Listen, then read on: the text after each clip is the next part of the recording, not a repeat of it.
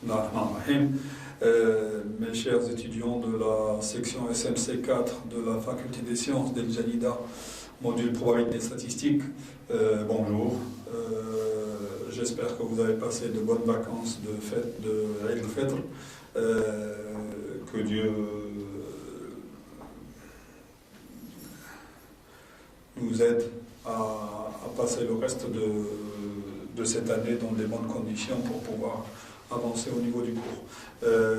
J'espère que tout ce qui concernait un petit peu les lois d'échantillonnage à utiliser pour l'estimation par intervalle de confiance pour les paramètres d'intérêt qui sont P, mu et sigma, ou sigma carré en la variance, a été bien assimilé parce que on va essayer de se baser aussi là-dessus pour pouvoir travailler au niveau de la partie test d'hypothèse. Les tests d'hypothèse, c'est une procédure statistique pour choisir entre deux hypothèses qui sont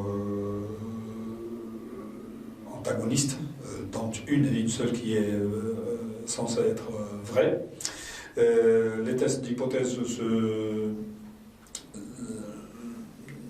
sont classés en deux catégories, tests paramétriques et tests non paramétriques. On peut considérer que les tests paramétriques, c'est ce qu'on peut utiliser par les lois d'échantillonnage que nous avons déjà vues, et c'est ce que nous allons essayer de voir, ces lois d'échantillonnage qui sont issues de la loi normale, ou qui utilisent la loi normale dans le cas de la proportion ou de la moyenne dans le cas où l'écart type est connu. Nous ne traiterons dans ce cours que les tests paramétriques.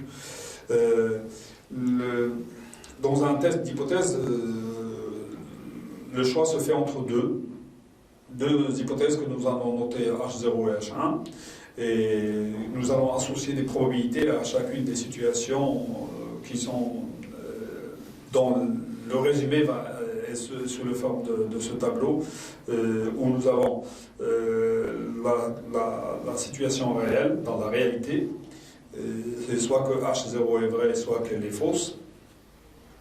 Et il y a la décision statistique qui va la déclarer vraie ou qui va la déclarer fausse.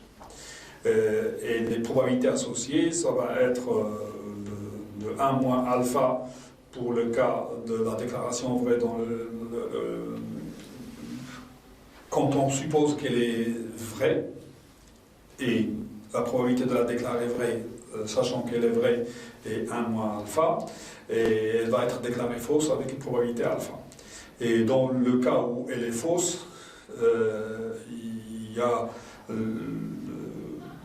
la probabilité de la déclarer vraie alors qu'elle est fausse, ou bien de la déclarer fausse alors qu'elle est fausse. Donc il y a deux situations qui sont logiques, qui sont bonnes, à savoir de la déclarer vraie sachant qu'elle est vraie, ou bien de la déclarer fausse sachant qu'elle est fausse.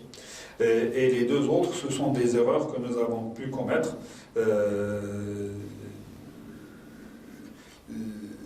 au niveau de notre étude statistique de test d'hypothèse. L'hypothèse de base sur laquelle nous allons travailler, c'est l'hypothèse H0. Cette hypothèse H0 est une hypothèse que l'on va appeler de base, ou l'hypothèse nulle.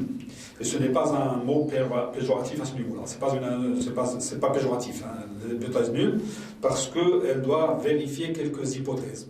Et les hypothèses qu'elle doit vérifier, il faut qu'elles soient simples pour qu'on puisse faire les calculs.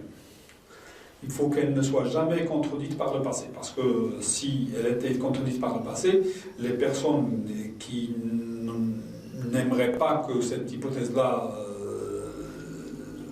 soit appliquée, ils disent qu'elle était déjà contredite par le passé, et donc le résultat va être complètement anéanti à ce niveau-là, au niveau du travail statistique.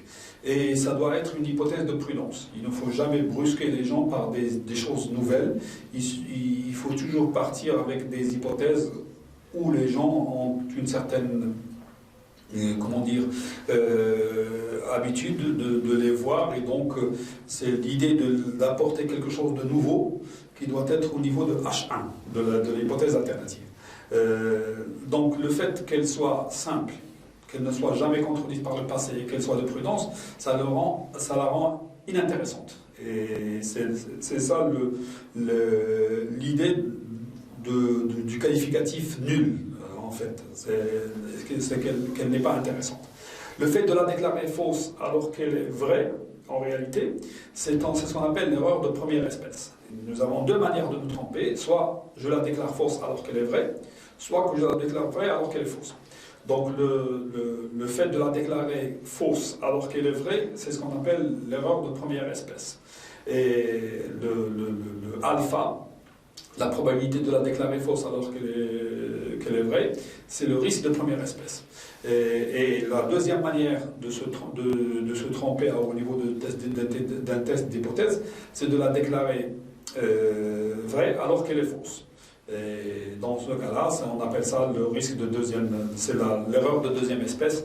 Et la probabilité bêta qui est associée à cet événement-là, le fait de la déclarer vraie alors qu'elle est fausse, c'est ce qu'on appelle le risque de deuxième espèce. Et la probabilité 1 moins bêta, c'est ce qu'on appelle la puissance du test.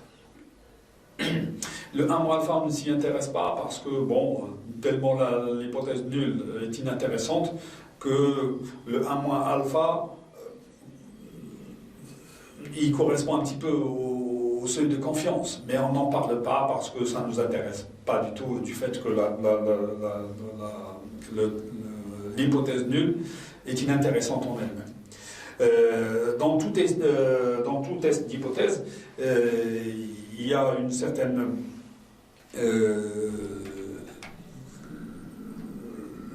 les techniques à utiliser, c'est qu'on essaie de se fixer des risques d'erreur qui sont relativement faibles, afin que l'on puisse travailler d'une manière tout à fait naturelle, parce que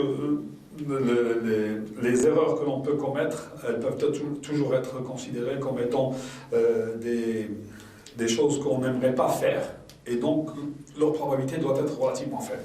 Mais en pratique, on part toujours, on travaille sur l'hypothèse A0 qui est l'hypothèse de prudence, et on se fixe généralement le risque alpha, généralement c'est 5%, hein, et ensuite on regarde si la statistique mesurée sur échantillon, donc c'est ce que nous avons fait sur l'étude statistique pour pouvoir tester l'hypothèse. On va essayer de regarder quelle est la valeur qui va conduire au rejet ou non de l'hypothèse A0 et pouvoir travailler avec les lois d'échantillonnage adéquates sous chacune des hypothèses. Il y a différents types de tests d'hypothèse. Test unilatéral, donc la région de rejet pour notre H0, parce que c'est celle-là on va travailler toujours sur l'hypothèse H0, elle est d'un seul côté. Unilatéral, ça veut dire un seul côté. Ou bien bilatéral, et généralement, si on note, on va parler un petit peu de unilatéral, si nous avons deux valeurs et nous savons qu'une est plus grande que l'autre, normalement la région de rejet ne va se situer qu'à droite, que d'un seul côté, c'est le côté de θ1 qui est l'hypothèse alternative. Si c'était d'autre côté, ça serait unilatéral à gauche, donc on essaie de regarder selon les valeurs que nous avons où se trouve la région de rejet pour pouvoir travailler. Bilatéral,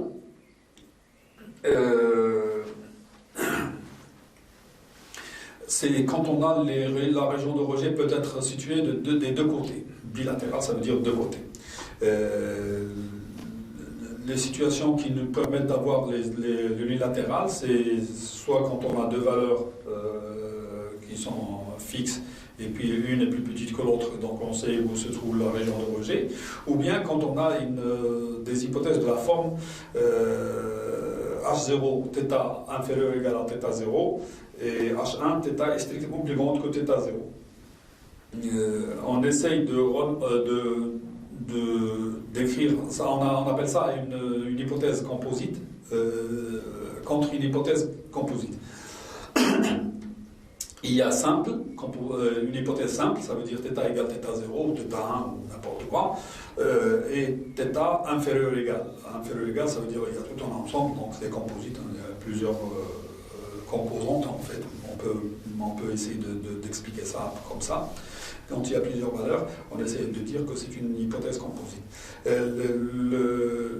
Généralement, pour pouvoir faire les calculs, on rend une hypothèse composite sous la forme, c'est la A0 sur laquelle on va travailler, on va la rendre simple. Tout ce qui est plus petit que θ0, on va prendre θ égale θ0, la valeur de la statistique de travail, et nous savons que tout ce qui est plus petit va donner exactement la même conclusion au niveau statistique. Et dans le cas où nous avons θ égale θ0 contre θ supérieur strictement à θ0, la région de rejet va être à droite, donc unilatérale à droite. Et si θ A0 c'est θ supérieur ou égal à θ0 contre θ strictement plus petit que θ0, on va réécrire H0 sous la forme θ égale θ0 parce qu'on va travailler dessus et il faut qu'elle soit simple pour pouvoir faire les calculs. Et la région de rejet, ça va être à gauche. Ça va être un test unilatéral à gauche. Moi, généralement, je conseille les étudiants de faire toujours un petit dessin concernant la loi d'échantillonnage que nous utilisons, parce que le θ, c'est soit P, soit mu, soit sigma carré, hein, les lois d'échantillonnage que nous avons déjà vues pour le cadre de l'estimation statistique, et essayer de regarder comment on a formulé l'hypothèse H0 par rapport à l'hypothèse H1 et essayer de voir est-ce que nous avons un unilatéral, est-ce que nous avons un bilatéral. Et si nous avons un unilatéral, savoir dans quelle région, est-ce que c'est un unilatéral à droite ou bien un unilatéral à gauche. Dans le cas où θ égale θ0 contre θ différent de θ0, on appelle ça un test bilatéral. Parce que en étant différents, on peut être plus petit ou bien on peut être plus grand. Donc la région de rejet doit être formée de deux parts, une qui est à gauche et une qui est à droite. Quand on est dans la région de gauche, ça veut dire qu'on est trop petit par rapport à la valeur. Et quand on est dans la région de rejet de droite, ça veut dire qu'on est trop grand par rapport à la valeur θ0 que nous avons prise comme étant la référence, comme étant la valeur de travail. Généralement, le risque d'erreur alpha que nous prenons, on le partage en deux. Donc, à moins que l'on ait des informations supplémentaires, mais généralement, le fait de se tromper, on se dit, tiens, que je me trompe aussi bien de la même manière que je sois à gauche ou à droite de la valeur de référence. Et donc, pour moi, le risque d'erreur, alpha, je vais le partager en deux, alpha sur 2, et donc je vais essayer de déterminer deux valeurs limites, θ1 et θ2. Le fait d'être petit que θ1, ça va être avec une probabilité alpha 1, alpha sur 2, et le fait d'être plus grand que la deuxième limite de l'autre côté, plus grand, ça va être alpha sur 2 aussi. Mais généralement, si on a des informations supplémentaires et donc on a des indications dont on peut profiter pour pouvoir améliorer notre test d'hypothèse, on le fait. Mais généralement, moi je considère que, a priori, alpha sur 2, pour ne pas... parce que généralement, quand on change la notion de symétrie, on a tendance à manipuler les données pour pouvoir sortir un résultat spécifique par rapport à un autre. Mais généralement, dans la pratique statistique un peu école française, on se fixe le risque d'erreur et on travaille dessus. L'approche anglo-saxonne, américaine et les pays anglo-saxons, ils ont une autre approche. Ils essayent de déterminer une valeur probabilité qu'on appelle la p-value, la valeur de la probabilité, pour dépasser au niveau de la statistique mesurée, la valeur, la loi d'échantillonnage que nous avons, dépasser la valeur calculée de la statistique la valeur que nous avons trouvée sur l'échantillon, et donc on essaie de regarder la probabilité de la dépasser. Soit en valeur absolue dans le cas de bilatéral, soit par valeur unilatérale, c'est soit à gauche, soit à droite, hein, ça dépend le signe comment il est. Et donc, cette p-value, il la donne, et puis c'est à la personne qui doit décider de regarder, si elle veut utiliser l'approche de l'école française, à savoir où situer sa barrière pour pouvoir choisir le risque d'erreur alpha que l'on va se fixer. Donc moi je vais essayer toujours de travailler avec cette approche un petit peu statistique française, à savoir on se fixe le alpha, donc c'est comme si on mettait les bornes et puis on essaie de regarder. On calcule, si on est à l'intérieur de l'intervalle ou la partie d'acceptation de l'hypothèse H0, on y est, donc on déclare que la H0 est déclarée vraie. Soit on est à l'extérieur de ces barrières-là que nous avons déterminées d'une manière théorique, hein. C'est la théorie, la loi d'échantillonnage nous permet d'avoir cette borne, ou ces bornes, soit dans le cas bilatéral, soit dans le cas unilatéral, et donc nous avons une partie de rejet et une partie d'acceptation. Généralement, après le calcul, on essaie de regarder est-ce qu'on y est ou on n'y est pas. Hein. Par contre, l'approche anglo-saxonne, il calcule la p-value, donc à partir de la statistique utilisée, hein, loi d'échantillonnage utilisée, la statistique qui est mesurée, on essaie de regarder cette valeur-là, et puis essaie de regarder quelle est la probabilité de la dépasser, en valeur absolue ou bien d'une manière unilatérale, hein, de la dépasser par valeur supérieure ou bien par valeur inférieure à la partie gauche, si jamais j'ai unilatéral à gauche, et on essaie de déclarer hein, selon l'envie en fait. On calcule, et la p-value, ça nous permet de regarder où est-ce qu'on peut choisir la borne. Et généralement, la conclusion d'un test d'hypothèse, elle est toujours négative. Donc, normalement, si on est dans la région de non-rejet, donc nous, je vous rappelle que l'hypothèse A0, c'est une hypothèse qui n'est pas intéressante. Elle est inintéressante d'ailleurs, c'est pour ça qu'on l'appelle l'hypothèse nulle. On n'aimerait pas la garder. Parce qu'on aimerait bien avoir quelque chose de nouveau, parce que le A0 n'a jamais été contredite par le passé, c'est une hypothèse de prudence, elle est trop simple pour pouvoir faire le travail, donc ce qui nous intéresserait, c'est d'avoir quelque chose de nouveau, à savoir le H1. Et donc, généralement, quand on est dans la région de rejet de H0, on est content. Et dans ce cas-là, on dit que test significatif, avec le alpha que nous avons fixé, test significatif attend à alpha 100%, et donc on est content de l'avoir rejeté. Si on est dans l'autre région, qui est la région de non-rejet, ou la région d'acceptation, si vous voulez, on déclare le test est non significatif, il y a la négation, non significatif. Autrement dit, si on est dans la région d'acceptation, on est presque désolé que les données ne permettent pas d'être à l'extérieur. Et dans ce cas-là, c'est toujours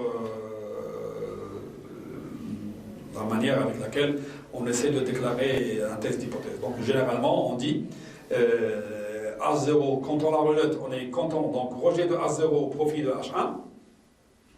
Et sinon, on dit les données ne permettent pas de rejeter le A0, ne permettent pas de rejeter. Donc la phrase est une phrase avec une négation. Et toujours la conclusion d'un test d'hypothèse doit avoir cette connotation un petit peu négative. On va essayer de voir avec un seul échantillon. Nous avons des tests de signification. À savoir que nous avons un seul échantillon et nous voulons vérifier la valeur d'un paramètre donné. Et nous avons des tests de comparaison, à savoir nous avons deux échantillons et nous voulons comparer entre les deux. Donc on va commencer par le plus simple. Le plus simple, c'est pour concernant une proportion. Je vais essayer dans ce cours de prendre des différentes sortes comme ça. On va essayer de regarder unilatéral, bilatéral, etc. selon les situations d'exemple. Mais sachez que c'est le même principe. À partir de la loi d'échantillonnage, le travail se fait exactement de la même manière. Donc, en partant d'un test de signification concernant une proportion, donc on va prendre le cas le plus simple, à savoir une hypothèse simple contre une hypothèse simple. H0 est égal à P0 contre H1, P est égal à P1, avec P1 plus petit avec P0 plus petit que P1. Donc c'est un test unilatéral à droite. Le P0 il est là, et le P1 il est plus grand, donc normalement on doit être un peu plus loin pour pouvoir déclarer que P0 n'est pas bonne à prendre et essayer d'avoir autre chose, d'avoir la région de rejet. Dans ce cas-là, nous allons travailler sous A0, qui est l'hypothèse de travail de prudence. Sous A0, la loi d'échantillonnage va être F moins P0 sur racine de P01 moins P0 sur N. Tout est connu là-dessus, sauf le Fn que je vais regarder au niveau de l'échantillon que je prends. L'échantillon de taille N, je dénombre combien de personnes correspondent au phénomène qui représente le P0, et on essaie de regarder. Donc je travaille, c'est comme si je travaillais avec une loi d'échantillonnage, une loi binomiale de paramètres N P0, et donc ça me donne une fréquence observée sur mon échantillon que je vais prendre Fn. La loi d'échantillonnage, nous avons dit que c'était Fn moins P0 sur racine de P01 moins P0 sur N, ça suit la norme 0,1. Donc je vais essayer de regarder, puisque l'unilatéral à droite, donc si je trace la courbe de la loi normale 0,1, comme la région de rejet va être à droite, donc normalement le U alpha doit être positif. Donc je vais chercher le U alpha tel que la probabilité d'être plus grand que U alpha pour la loi normale 0,1 est égale à alpha. Donc la région de rejet est toute à droite.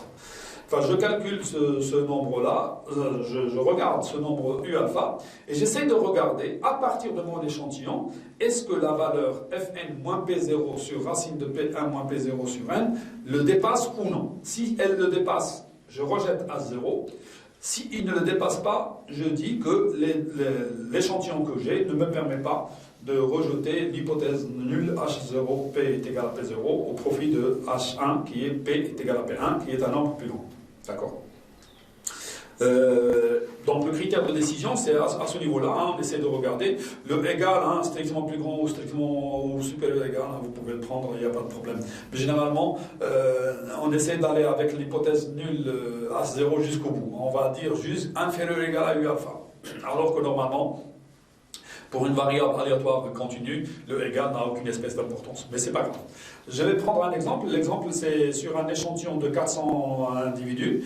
270 se sont déclarés favorables à un projet de construction d'une usine. Les promoteurs déclarent que 3/4 de la population sont pour le projet, alors que les opposants n'en ressentent que les 2/3. Faire le test adéquat pour le départager au risque d'erreur de 5%. Ici,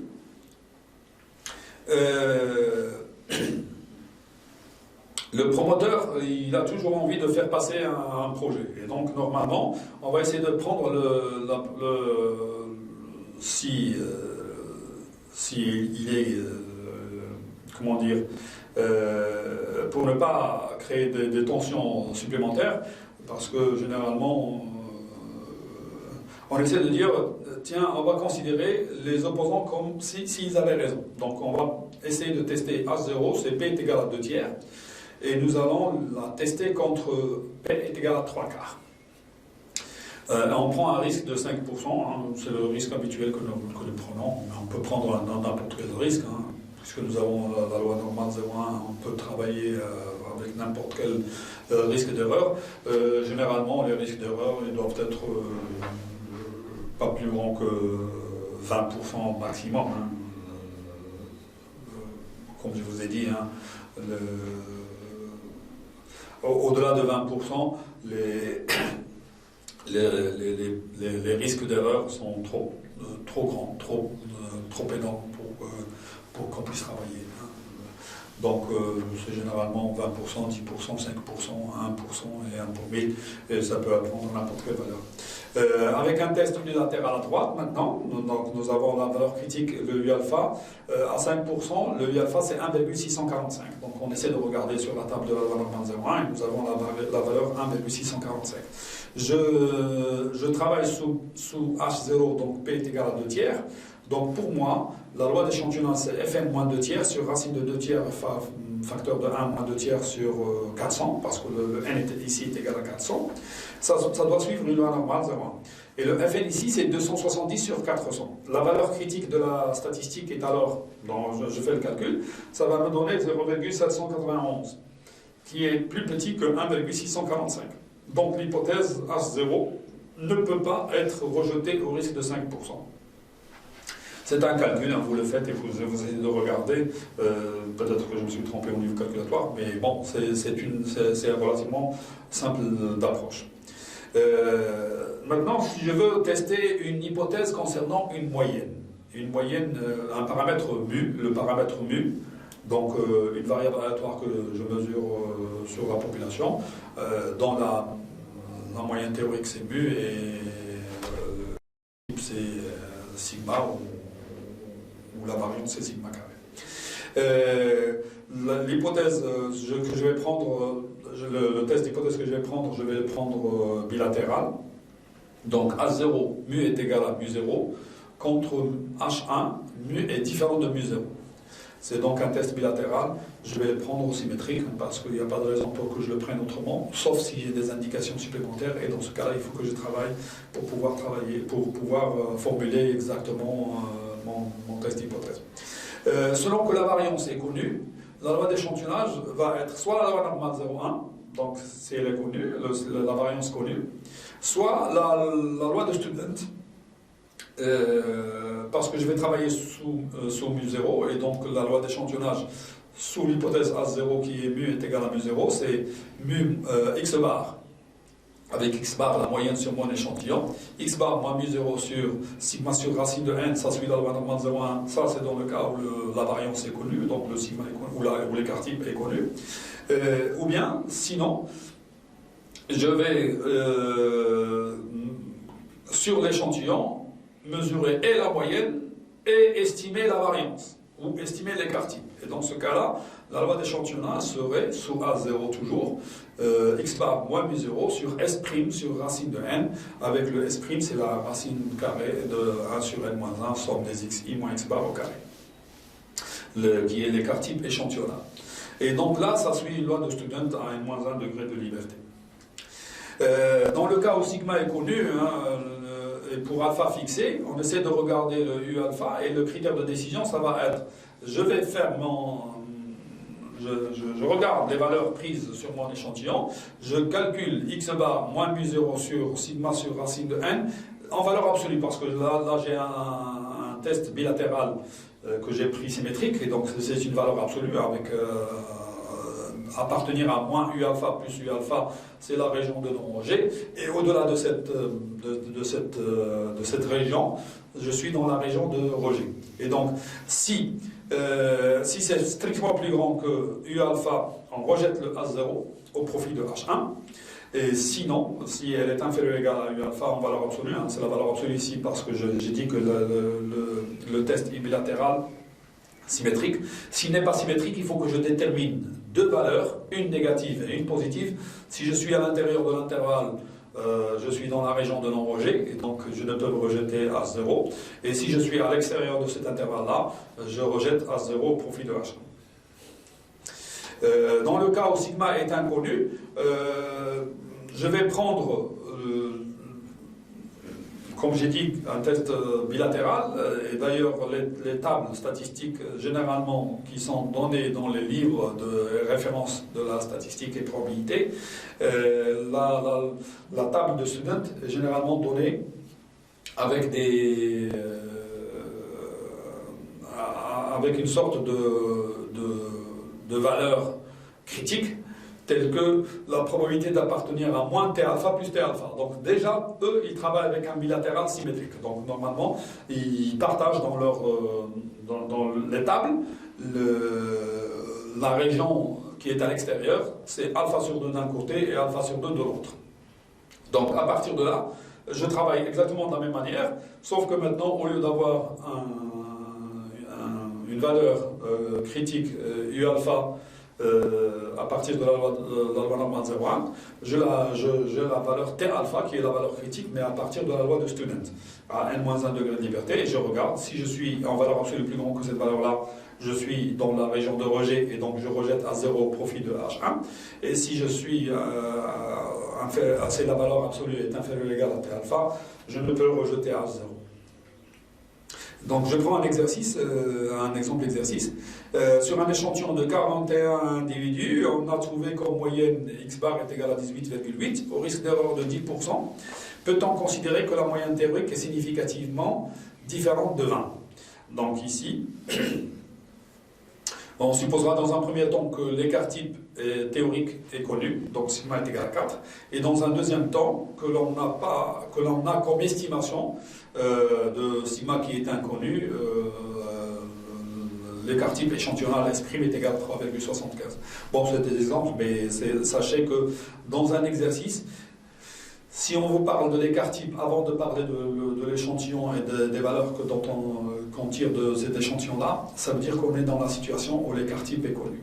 Mais si jamais on vous parle de l'échantillon et des valeurs qui sont tirées de cet échantillon-là, à savoir la moyenne et l'écart type, ça veut dire que nous sommes dans un cadre où l'écart type est inconnu, mais estimé par la valeur de l'écart type échantillonnal. Généralement, on vous donne toujours l'écart type échantillonnal, parce que je vous ai dit que sur les calculatrices, nous avons 2 écarts types. Un écart type qui est appelé écart type de la population, avec la racine de 1 sur n, etc. Et un qui s'appelle l'écart type échantillonnal, racine de 1 sur n moins 1, etc. Donc, mais pour une estimation de sigma qui est inconnue, l'écart type échantillonnal est meilleur. Nous avons déjà démontré que pour la variance, en fait, le S' carré, qui est 1 sur racine de n-1, est un estimateur sans biais, alors que l'estimateur S carré qui est 1 sur n somme x i moins x bar au carré, c'est un estimateur qui est biaisé, donc il se trompe un petit peu. Et du fait de changer le 1 sur n par 1 sur n moins 1, on corrige cette erreur-là, et c'est un estimateur qui est meilleur. Et donc généralement, quand vous faites des calculs, et quand vous utilisez vos calculatrices, quand vous travaillez avec la statistique inférentielle, avec la statistique descriptive, vous pouvez dire ce que vous voulez. Et j'ai vu que vous ayez des formules adéquates pour pouvoir donner les valeurs qui correspondent. Mais dans la statistique inférentielle, ça veut dire on essaie de donner des valeurs pour des paramètres que nous ne connaissons pas. Et donc il vaut mieux que vous utilisiez des paramètres, des estimateurs qui sont bons, qui sont meilleurs. Et donc le x bar pour mu et le S' carré pour la variance dans le cas d'une variable aléatoire de moyenne mu et d'écart type sigma ou de variance sigma carré. Donc ici on veut tester H0 mu est égal à 20 parce que c'était la valeur référence que qui nous ont donné contre mu différent de 20 avec alpha est égal à 0,1, 10%. C'est donc un cas, un test bilatéral et que nous allons prendre symétrique. Pour le cas où sigma est égal à 4, donc connu, on va utiliser la loi d'échantillonnage qui est la loi normale. X bar moins mu 0, parce que je travaille sur H0. X bar moins 20 sur 4 sur racine de 41, ça signifie la loi normale 0. Et la table de la loi normale 0,1 va me donner U alpha est égal, puisque c'est bilatéral, donc c'est celle qui laisse 5% avant elle, avant moins U alpha, et 5% après U alpha. Test bilatéral symétrique. Donc le U alpha c'est 1,645. Je calcule ma statistique avec le 18,8 comme valeur prise pour x bar, donc 18,8 moins 20 divisé par 4 sur de 41, ça va me donner 1,92. C'est plus grand que 1,645, donc je rejette H0 au profit de H1 c'est significativement différent de 20 au risque d'erreur de 10%. Maintenant, si je prends le cas sigma inconnu, et donc je prends la valeur 3,75. Ici, la loi d'échantillonnage, c'est la loi de Student. Et donc, x bar moins 20 sur 3 sur 0,75 sur racine de 41, ça suit une loi de Student à 40 degrés de liberté, 41 moins 1, parce que le n est égal à 41. Et la table de la loi de Student va me donner, pour alpha égale 10%, T alpha est égal à 1,6839. Il donne 4 chiffres après la virgule. Bon, de toute façon, c'est pas grave. C'est selon les tables que vous avez, vous pouvez utiliser. Et donc, la statistique calculée va être valeur absolue de 18,8 moins 20 sur 3,75 divisé par racine de 41. Ça donne une valeur de 2,05 qui est plus grande que 1,6839, la valeur critique qui est donnée par la table de Student. Et donc, on rejette à 0 au profit de H1, c'est-à-dire que la moyenne théorique est significativement différente de 20, au risque d'erreur de 10%. Avec les mêmes données de l'exercice, si on avait pris alpha égale 5%, donc moi c'est une remarque que j'ai faite, c'est dans le cas où sigma connu, on aurait gardé à 0, parce que on va trouver 1,92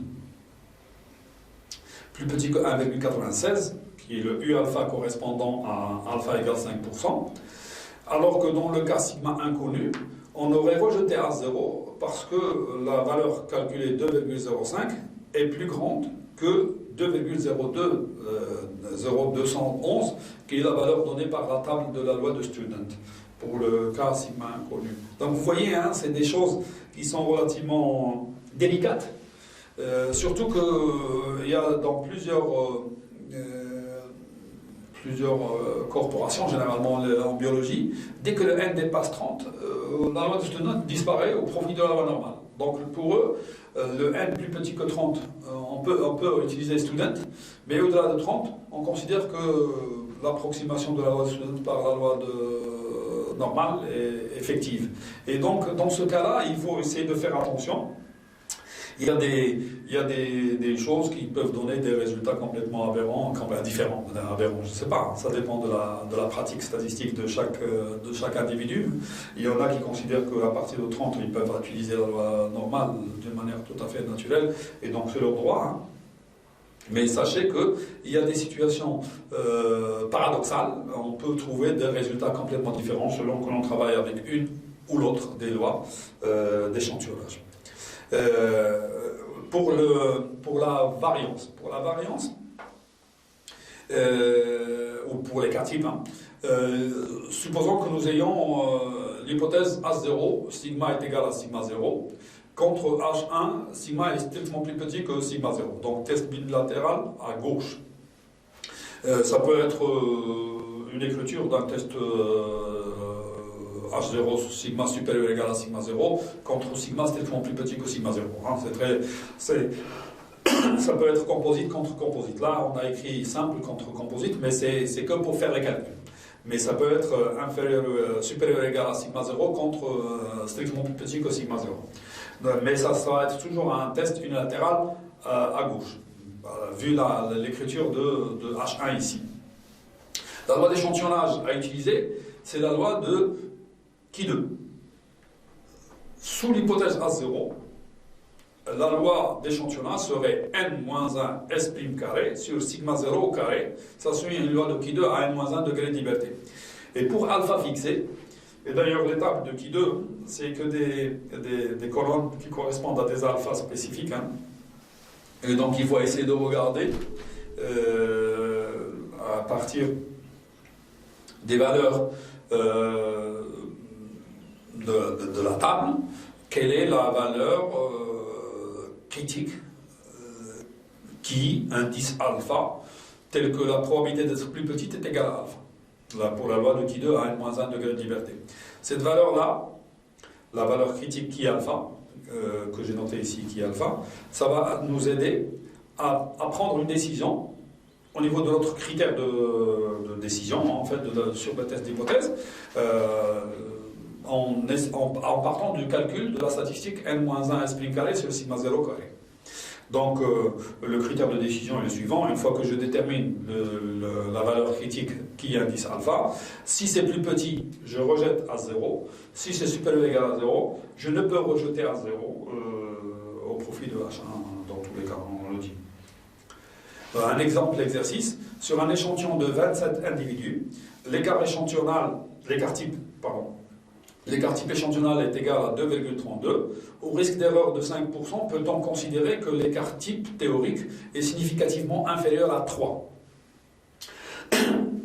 Donc, j'essaie de regarder ici, tester sigma est égal à 3 contre sigma strictement plus petit que 3. Avec comme risque de première espèce, le alpha est égal à 0,05. C'est un test unilatéral à gauche. Donc, je travaille sur l'hypothèse sigma est égal à 3. La loi d'échantillonnage va être n-1 S' carré sur 3 au carré, donc sur 9. Ça suit un Q2 à 27 moins 1, parce que le n est égal à 27. 27 moins 1, c'est 26. Donc, à partir de la table de Q2, je vais chercher la valeur critique qui correspond à un Q2 à 26 degrés de liberté, mais qui laisse avant elle 5%. Donc, après elle, 95%. D'ailleurs, il faut que vous regardiez parce que les tables, généralement, on vous trace un petit peu la courbe de la loi de Q2. C'est une loi, une cloche qui commence à 0 parce que un Q2, c'est toujours un positif, c'est la somme des carrés. Et on assure un petit peu la partie dont on donne les valeurs critiques de la table. Donc automatiquement, c'est les tables que nous avons pour la table de Q2, c'est on assure un petit peu à partir d'un nombre, on assure donc ce qui est plus grand. On assure ce qui est plus grand. Donc vous regardez, le 5% avant, ça veut dire que 95% après. Donc vous regardez la colonne de 95% et la ligne qui correspond au degré de liberté 26, et vous regardez la valeur, le qui correspond. Ça vous donnera ici, d'après l'exemple, j'espère ne pas me tromper, c'est 15,38. Donc, je vais essayer de calculer ma valeur au niveau de ma loi d'échantillonnage.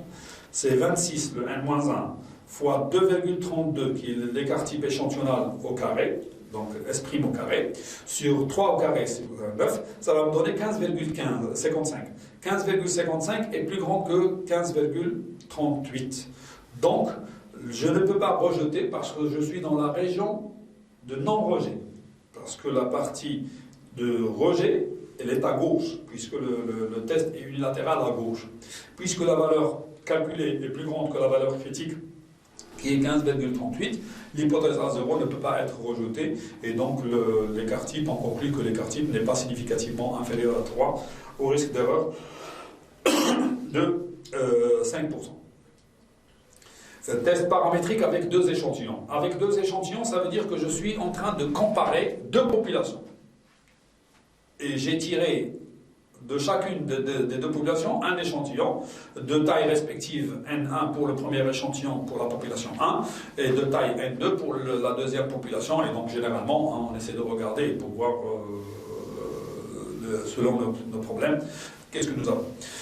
Ici, je vais prendre le test concernant les proportions parce que c'est le plus simple. Le test que je vais essayer de formuler, c'est P1 égale P2, donc la proportion qui concerne la première population, un phénomène étudié qui est le même, hein, je compare ce qui est comparable. La valeur commune, je vais la noter P, contre H1, P1 est différent de P2. Donc c'est un test bilatéral que je vais prendre symétrique, vu que normalement, maintenant vous allez prendre un petit peu l'habitude, je vais considérer toujours, moi, personnellement, que c'est symétrique.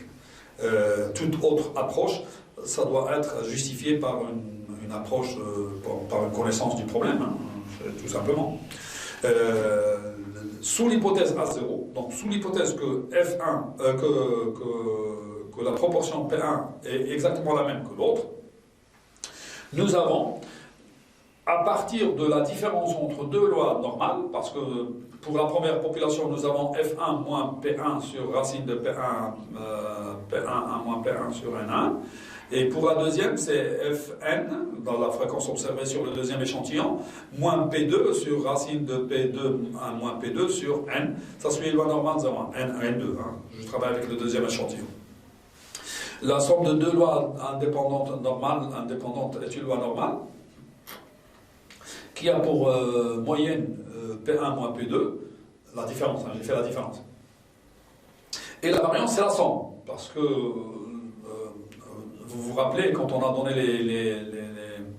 les propriétés de l'espérance mathématique et de la variance, nous avons dit que si, pour n'importe quelle loi, l'espérance de la différence, c'est la différence des espérances, et la variance, si les deux lois sont indépendantes, la variance de la différence, c'est la somme des variances. Parce que le moins va sortir avec un carré. Donc, c'est généralement, hein, quand on fait la somme de deux variables aléatoires indépendantes, les coefficients par quoi on a multiplié la variable aléatoire, pour la variance, sortent au carré. Et donc, ici, le moins va devenir plus. Et donc, la variance de x1 plus la variance de P2, de la deuxième loi. Ici, c'est les fréquences. Les fréquences observées suivent des lois normales, et donc l'espérance de F1 moins F2, c'est l'espérance de F1 moins l'espérance de F2, donc c'est P1 moins P2, et comme je travaille sous As0, donc P1 est égal à P2 est égal à P, ça va disparaître, et la variance, ça va être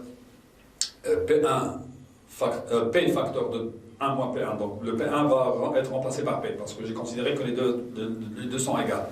La variance de la première, c'est P1 moins P sur N1, et la variance de la seconde, c'est P1 moins P sur N2. Et comme la variance de la différence, c'est la somme des variances, donc c'est P1 moins P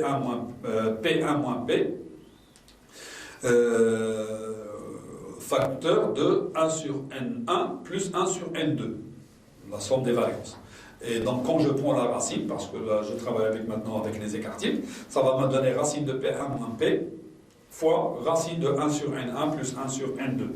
Cette variable aléatoire-là, ça suit la loi normale 0,1. Et donc, si je prends les fréquences observées sur les deux échantillons, je fais la différence et je divise. Le P qui est la proportion commune, je ne prends pas l'une des deux estimations. Vous vous rappelez, quand on a travaillé avec les intervalles de confiance, dans le cas où nous ne connaissons pas le P, on essaie de le remplacer par la fréquence observée. Ici, j'en ai deux. J'ai F1 et j'ai F2. Je ne vais pas considérer que la proportion commune, c'est l'une des deux. Je vais regrouper les deux échantillons. En fait, j'aurai un super échantillon qui est de taille N1 plus N2, et les fréquences observées.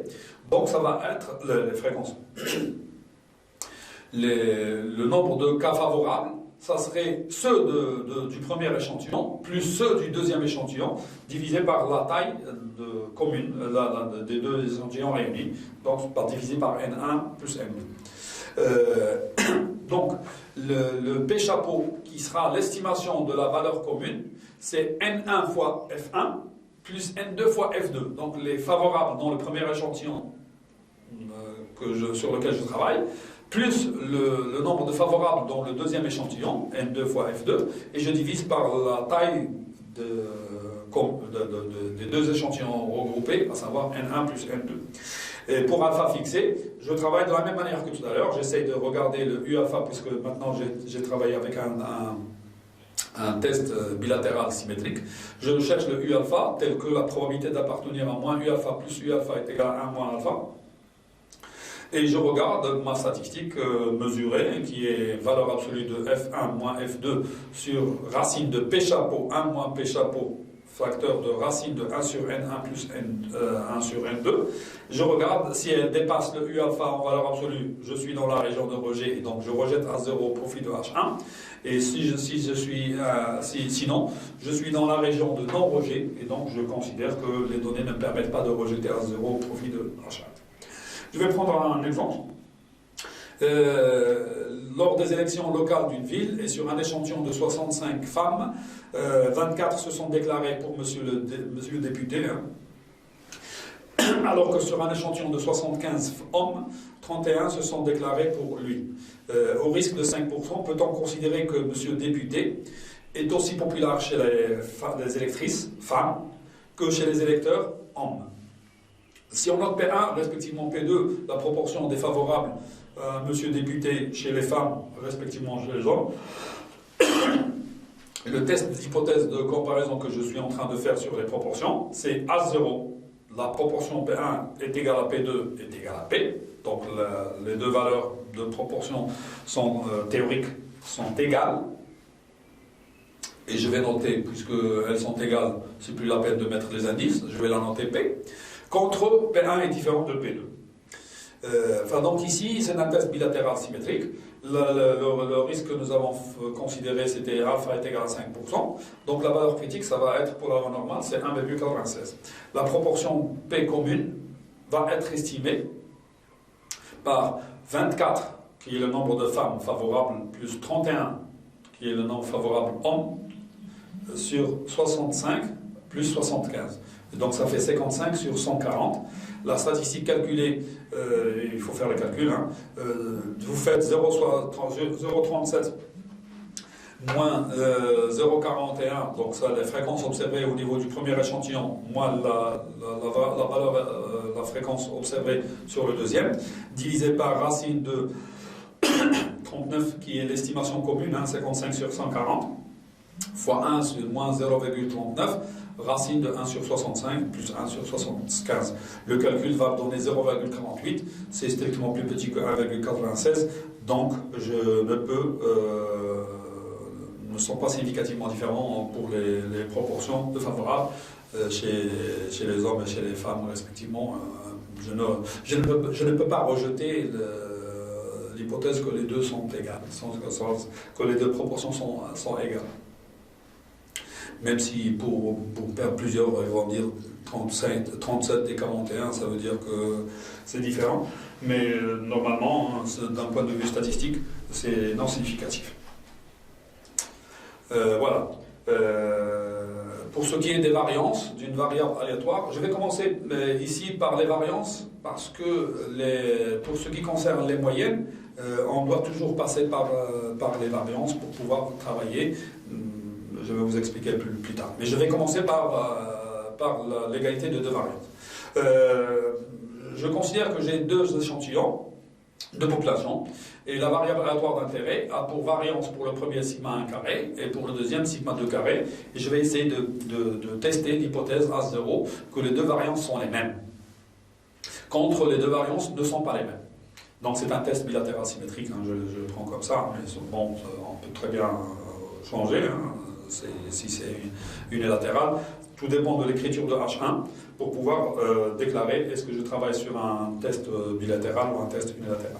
La loi d'échantillonnage utilisée ici, c'est une loi de Fischer.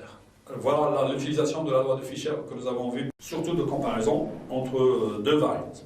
Enfin, donc ici, la loi de Fischer-Snedekor, nous avons deux qui sont indépendants parce que les deux populations sont indépendantes, a priori. Hein, je travaille sur deux populations différentes, et donc tout ce qui est donné sur la première population, ou le premier échantillon de la première population, est indépendant de ce que j'ai trouvé sur le deuxième échantillon de la deuxième population. Donc, je vais noter S'1 carré, c'est la variance échantillonnale sur le premier échantillon, issue à calculer à partir du premier échantillon. Et S'2, c'est 1 sur N2 moins 1, xi moins x2 bar au carré, c'est pour le deuxième échantillon. Et je vais essayer de regarder les xi bar, ça concerne les moyennes respectivement pour les deux échantillons. Parce qu'il faut, pour calculer une variance échantillonnale, il faut absolument passer par la moyenne arithmétique, xi bar, x1 bar pour le premier échantillon, x2 bar pour le deuxième. Le rapport de 2 qui 2 rapporté à leur degré de liberté, ça va nous donner un Fischer à N1 moins 1, N2 moins 1 degré de liberté. Comme les deux qui 2 sont indépendants parce qu'ils sont issus de deux populations différentes, le rapport est alors cette loi de Fischer. Je fais le calcul, ça va me donner S'1 carré sur S'2 carré. Ça suit une loi de Fischer à N1 moins 2 degré de liberté. Là, il faut faire attention. Les tables de Fischer-Snedekor donnent la probabilité d'être plus grande de la valeur critique. Ils donnent des valeurs critiques pour différentes valeurs de degré de liberté au niveau de numérateur et au niveau du dénominateur. La valeur d'être plus grande. Donc, il faut toujours savoir que, puisque je vais essayer de travailler avec je vous rappelle que nous avons écrit ici, un test bilatéral symétrique. mais la table de Fischer ne donne que ce qui est plus grand qu'eux. Donc faites attention, ici, il faut soit chercher la table de Fischer qui correspond à alpha sur 2, parce que nous avons dit que nous allons faire un test bilatéral. Soit on va déclarer unilatéral dès le début, et puis on va essayer de regarder le risque d'erreur que d'un seul côté. Et là, c'est une manipulation un petit peu, on essaie de regarder, ça dépend de ce que vous avez au niveau de votre exercice d'application. Mais sachez que la table de Fischer, ce n'est des corps. Il y a des tables avec alpha directement. Donc la probabilité d'être plus grand que la valeur critique, c'est alpha. Il y a des tables pour des alpha sur 2, donc la moitié. En fait, c'est des tables, c'est des tables statistiques qui sont dans la littérature ou dans les références statistiques de plus en plus sophistiquées. Maintenant, avec les ordinateurs, avec les logiciels au niveau de l'application statistique, on vous donne directement la valeur de la p-value. Et à partir de la p-value, vous décidez. Parce que généralement, on n'a que l'approche anglo-saxonne dans tout ce qui est logiciel statistique que l'on peut utiliser. Donc faites attention à ça, à ce niveau-là. Donc ici, le fait que la table de statistique ne donne que de machin, avec la région de rejet de 2,5%, donc j'essaie de la regarder, cette table, parce qu'elle existe. Je vais essayer de prendre soit le rapport, je prends toujours le rapport qui est plus grand qu'un, toujours, parce que la table me donne ce qui est plus grand que, donc c'est la région de rejet qui est à droite. Et donc, je ne cherche plus la valeur critique de l'autre côté. Je cherche que d'un seul côté. Et donc, pour cela, je prends le rapport qui est plus grand qu'un. Automatiquement, la région de rejet qui est à gauche ne m'intéresse plus parce que c'est comme si la région d'acceptation va être entre 1 et la valeur critique. Et la région de rejet, c'est au-delà de la valeur critique. Je ne pars plus de ce qui est plus petit que 1 parce que c'est une partie qui ne m'intéresse plus. Je regarde qu'un seul côté. Mais si le test d'hypothèse est un test bilatéral, je regarde pour une table qui me donne alpha sur 2, pas alpha. Sinon, je suis en train de manipuler, et donc ça dépend, tout dépend du problème que vous traitez. Donc, la valeur critique que je suis en train de regarder, soit pour le N1-1, N2-1 degré de liberté, si le rapport est plus grand que 1. Sinon, j'inverse les degrés de liberté. C'est comme si j'inverse le rapport. Et donc forcément, il est plus grand que 1. Parce que généralement, il n'est jamais égal. Il y a toujours une différence. Et donc, le rapport est toujours plus grand ou plus petit que 1. Si celui qui est plus petit que 1, j'inverse, donc la valeur devient plus grande que 1. Et les degrés de liberté changent de place. Le degré de liberté du numérateur et le degré de liberté du dénominateur changent d'ordre. Je regarde selon l'ordre qui donne une valeur plus grande. Et donc, je regarde si la valeur critique mesurée est plus grande que cette valeur critique, je suis dans la région de rejet. Et si inférieur ou égal, donc si je suis entre 1 et cette valeur critique-là, je ne peux rejeter l'hypothèse d'égalité des variances.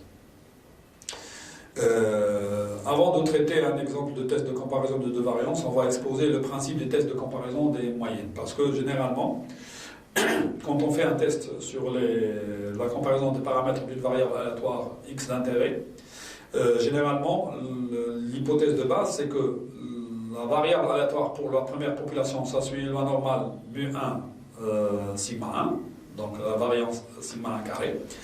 Et la deuxième suit loi normale mu2 sigma 2 comme écart type, donc variance sigma 2 carré. Le fait de dire est-ce que c'est la même loi, généralement, on doit commencer d'abord par vérifier les variances. Parce que même si deux moyennes sont égales, si les variances ne sont pas les mêmes, les lois ne sont pas les mêmes, automatiquement. On peut avoir la même moyenne, mais si la dispersion n'est pas la même, la loi n'est pas la même. Donc automatiquement, quand on essaie de regarder deux lois,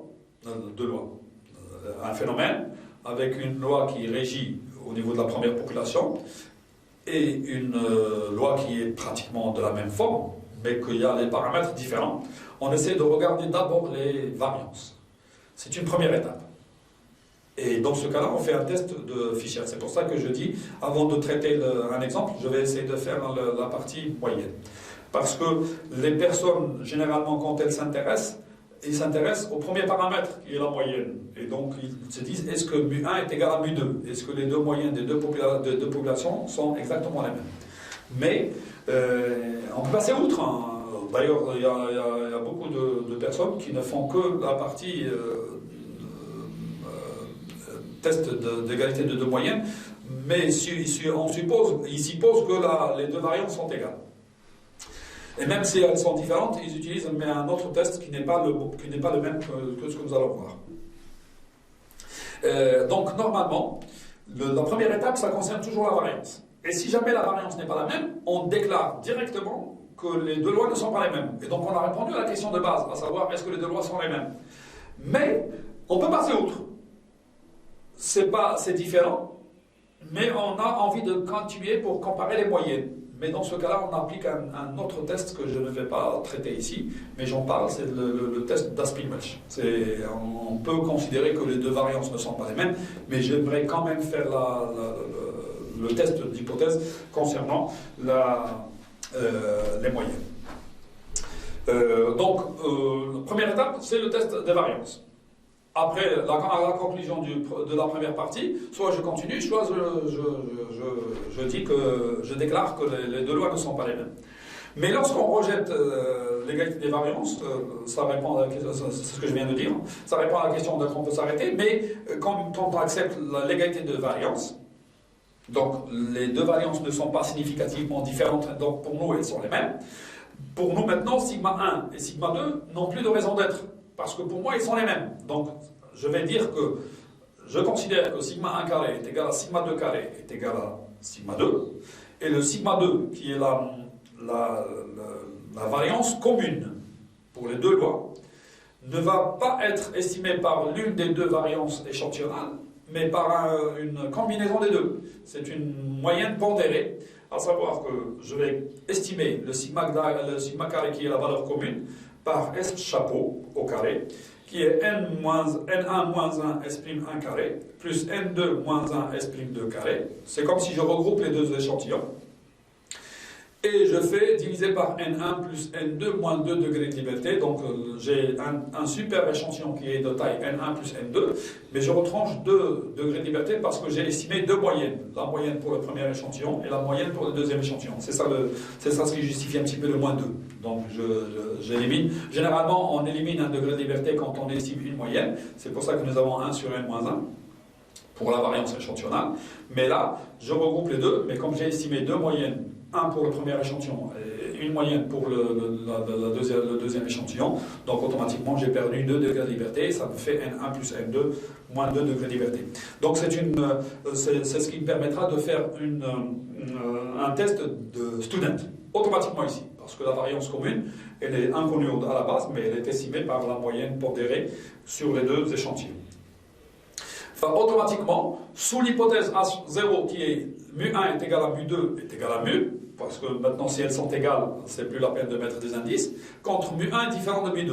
Je prends aussi ici un test bilatéral, généralement c'est l'égalité contre différents, mais ça peut être égalité contre strictement plus petit, tout dépend de notre échantillon, donc normalement de notre exemple de travail.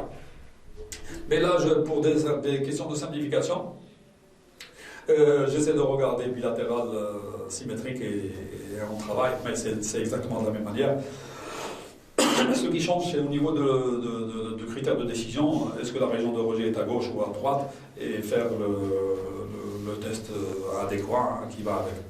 Donc la loi d'échantillonnage sous A0, ça va être x1 bar moins x2 bar sur S chapeau, racine de 1 sur N1 plus 1 sur N2, qui suit la loi de student à N1 plus N2 moins 2 degrés de liberté. Donc normalement, à partir de là, pour alpha fixé, j'essaie de regarder le T alpha tel que la probabilité de la loi de student pour N1 plus N2 moins 2 degrés de liberté soit comprise entre moins T alpha et plus T alpha est égal à 1 moins alpha, et je regarde la valeur de la statistique calculée, à savoir valeur absolue de x1 bar moins x2 bar sur S chapeau racine de 1 sur N1 plus 1 sur N2, est-ce qu'elle dépasse ou non le T alpha. et le critère de décision. Si elle le dépasse, je rejette à 0 au profit de H1. Les deux moyennes sont différentes. Et sinon, je ne peux rejeter à 0 ou je déclare que les données ne permettent pas de rejeter l'hypothèse. Je vais prendre un exercice. C'est un exercice qui a été fait dans le cadre d'une étude statistique sur la salinité des eaux dans la zone d'El Jalida. Et il y avait 2 sites qui ont été choisis, un sur la ville d'El Jalida elle-même et un sur Josfosfal. Sur chaque site, un échantillon de 13 observations a été pris et les résultats ont donné. Pour les moyennes, 28,45 pour la moyenne pour le premier échantillon avec un écart type S'1 est égal à 3,28 et une deuxième moyenne X2 bar pour le deuxième site de 33,59 et avec un écart type de 5,12. Au vu de ces données-là, les deux teneurs moyennes de salinité, donc mu1, mu2, teneurs moyennes, donc c'est la théorie, ça c'était les moyennes observées. Mais nous, on parle de la théorie. Est-ce que les deux valeurs moyennes théoriques de salinité sont identiques pour les deux sites? En utilisant pour les différents tests un risque d'erreur de alpha égale 5%. On se fixe toujours le risque habituel, 5% et on travaille. Donc ici, dans un premier temps, on va faire le test de l'égalité des variances. Donc sigma 1 carré est égal à sigma 2 carré est égal à sigma carré. Contre l'hypothèse que sigma 1 carré est différent de sigma 2 carré. Ici, la loi d'échantillonnage est une loi de Fischer-Snedecor. Donc S'1 carré, S'1, parce que ici, c'est S'2 qui est plus grand. Donc S'2, j'ai oublié le S'2 est égal à 5,12, donc c'est le plus grand. Donc c'est ce que je vais utiliser en numérateur. Donc S' carré, S'2 au carré, j'ai oublié le prime, mais c'est pas grave. Sachez que maintenant c'est avec les valeurs des écarts types échantillonnaux que nous avons calculés, donc on va essayer de prendre les valeurs qui sont les bonnes. S'2 carré sur S'1 carré, ça suit une loi de Fischer à 12 degrés de liberté, 12 degrés de liberté. C'est les mêmes, N1 est égal à N2 est égal à 13, donc N1 moins 1 est égal à N2 moins 1 est égal à 12. La valeur critique est égale à 2,59. Le rapport... la valeur critique c'est 2,69 et la valeur calculée c'est 2,59. Alors vous faites le calcul, 2,59, il est inférieur à la valeur critique de 2,69, donc pour nous, les deux variances sont les mêmes. Et donc on va passer à la table suivante, à savoir que pour nous, les deux lois normales ont le même écart type sigma. Et le sigma est estimé par sigma chapeau, par S chapeau, qui est 4,29. C'est la racine de S chapeau carré, qui est 12 fois 5,12 au carré, plus 12 fois 3,18 au carré, divisé par 13 plus 13 moins 2, ça va nous donner 18,1634 et un écart type de 4,26. La deuxième étape, maintenant, l'étape du test d'hypothèse concernant les moyennes.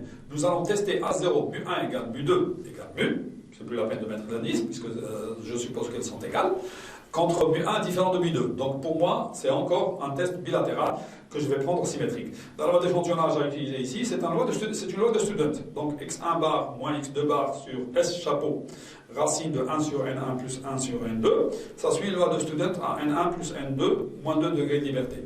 Je fais le calcul de cette valeur, statistique calculée, ça va me donner 3,08. Et la table de la loi de student à 24 degrés de liberté, 13 plus 13 moins 2, ça fait 24. La valeur critique, c'est 2,0555. Donc on rejette l'hypothèse d'égalité des deux moyennes théoriques au risque d'erreur de 5%. Les moyennes donc sont significativement différentes. Il y a des études statistiques où on fait le test sur les moyennes, même si les tests de comparaison des deux variances donnent un résultat qui est un rejet de l'hypothèse d'égalité. Ça s'appelle le test d'Aspin-Welch. Il faut voir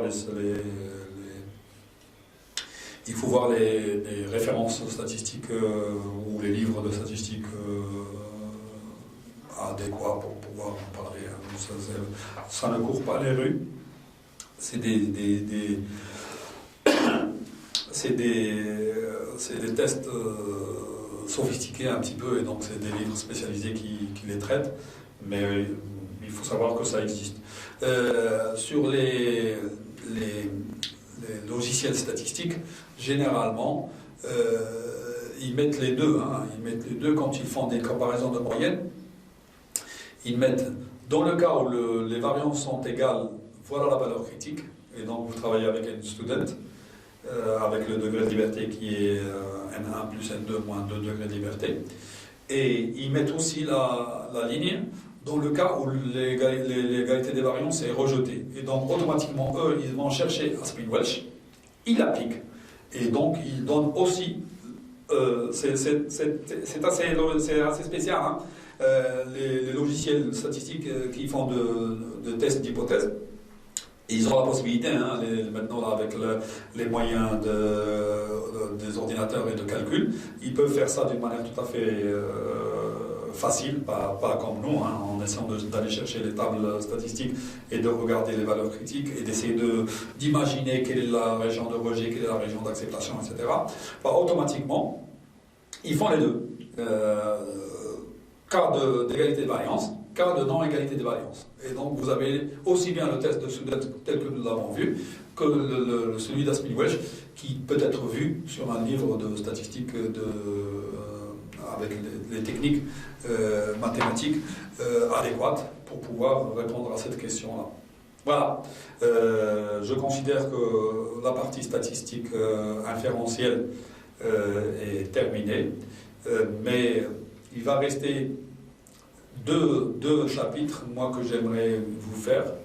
Le chapitre sur l'ANOVA, qui, comme son nom ne l'indique pas, qui s'appelle l'analyse de la variance, mais c'est un test d'égalité de plusieurs moyennes au-delà de 2.